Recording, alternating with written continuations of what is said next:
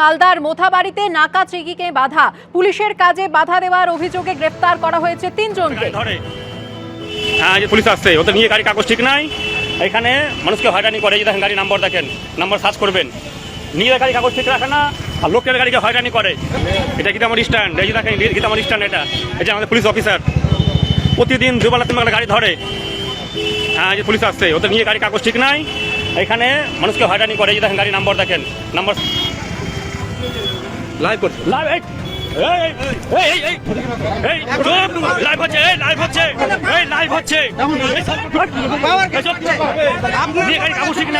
আপনার কাগজ কই, আপনার গাড়ি কাগজ কই, আপনার গাড়ি কাগজ কই, তাহলে কেন পুলিশ আমাকে মারছে? করুণাময় সিংহ আমাদের প্রতিনিধি রয়েছেন এই মুহূর্তে টেলিফোন লাইনে। করুণাময়, সোশ্যাল মিডিয়ায় লাইভ করে পুলিশের কাজে বাধা দেওয়ার অভিযোগে গ্রেফতার করা হয়েছে 3 জনকে, ঠিক কি ঘটেছিল, কি অভিযোগ?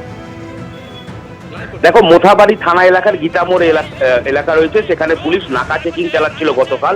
সেই সময় এক বাইক আরোহীকে আটকালে এই বাইক আরোহী সে সোশ্যাল মিডিয়ায় লাইভ করা শুরু করে এবং এই লাইভে বাধা দেয় এক সিভিক ভলেন্টিয়ার, এবং তারপরে কিন্তু পুলিশের সাথে এই যুবকের বচসা বেঁধে যায় এবং আরো 2 জন যুবক ছিলেন, তাদের সাথেও বচসা বেঁধে যায়। এমনকি পুলিশ সুপার যেটা জানাচ্ছেন যে এই 3 জন পুলিশকে ধাক্কাধাক্কি, সিভিক ভলেন্টিয়ারকে ধাক্কাধাক্কি করে, আক্রমণ করে পুলিশের উপরে, এবং এই ঘটনায় 3 জনকে পুলিশ ইতিমধ্যেই গ্রেফতার করেছে। এবং তোমাকে বলে রাখি যে পুলিশ সুপার যেটা জানিয়েছেন যে ছবি দেখে আরো বেশ কয়েকজন যারা এখানে পুলিশের কাজে বাধা দিচ্ছিল তাদেরকে আইডেন্টিফাই করার কাজ চলছে।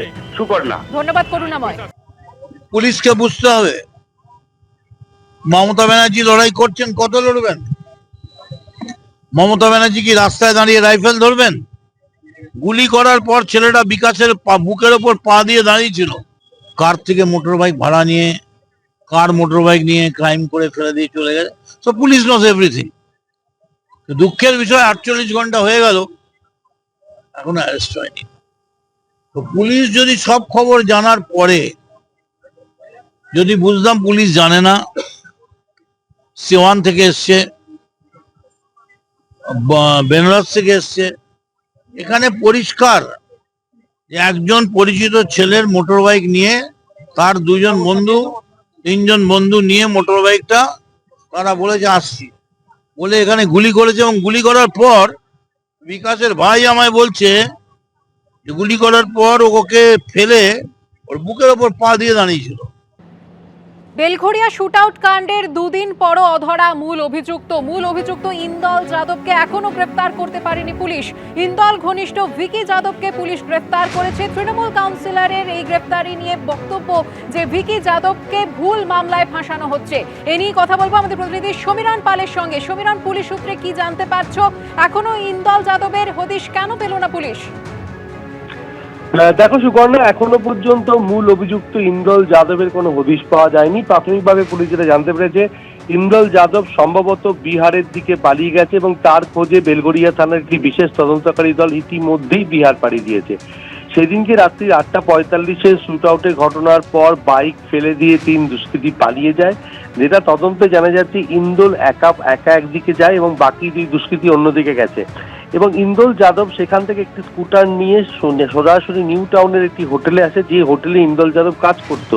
সেখানে গিয়ে পোশাক বদলে তড়িঘড়ি ইন্দল পালিয়ে যায়। সেটা সম্ভবত বিহারের দিকে পালিয়ে গেছে বলে জানা যাচ্ছে। এমন কিছু সূত্র পুলিশের হাতে এসে পৌঁছেছে। আরো একটি সূত্র যেটা হচ্ছে, 2টি আগ্নেয়াস্ত্র ব্যবহার করা হয়েছিল এই শুট আউটের ঘটনায়। তার মধ্যে একটি ইন্দল গুলি চালিয়েছিল, একটি থেকে অপর এক দুষ্কৃতী বাইক থেকে গুলি চালিয়েছিল। তবে এই ঘটনায় এখনো পর্যন্ত 48 ঘন্টারও বেশি সময় অতিবাহিত হয়ে গেছে, এখনো মূল অভিযুক্তকে গ্রেপ্তার করতে পারেনি পুলিশ। গতকাল উত্তর বাসুদেবপুরে যেখানে গুলি চালানোর ঘটনা ঘটেছিল, একটি সভা করেন কামারহাটির তৃণমূল বিধায়ক মদন মিত্র। তিনি সরাসরি পুলিশের বিরুদ্ধে ক্ষোভ প্রকাশ করেছেন যে পুলিশ জানে কারা হামলা চালিয়েছে, কিভাবে হামলা চালানো হয়েছে, অথচ পুলিশ কোনোভাবেই অভিযুক্তদের গ্রেপ্তার করতে পারছে না। আমরা পুলিশের ওপর চাপ সৃষ্টি করব, আমরা চাই দ্রুত পুলিশ গ্রেপ্তার করুক।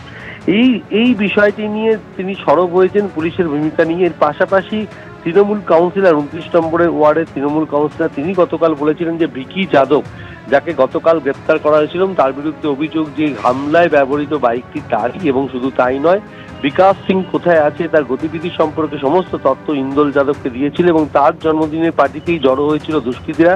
সেখান থেকে ভিকি যাদবের বাইক নিয়ে তারা ঘটনাস্থলে যায় এবং গুলি চালায় এবং সেই ঘটনায় ভিকি যাদবের গতকাল ব্যারাকপুর মহকুমা আদালতে 7 দিনের পুলিশ হেফাজত হয়েছে। তাকে জিজ্ঞাসাবাদ করে বাকিদের খোঁজ সম্পর্কে জানার চেষ্টা করছে, কিন্তু নির্মলা রায় তিনি সরাসরি অভিযোগ করেন যে ভিকি যাদবকে অন্যায়ভাবে ফাঁসানো হয়েছে, কেননা এই ঘটনার সঙ্গে কোনোভাবে যুক্ত নয়। সে না জেনেই তার বাইকটি দিয়েছিল, সেই ঘটনার বিন্দু বিসর্গ জানতো না।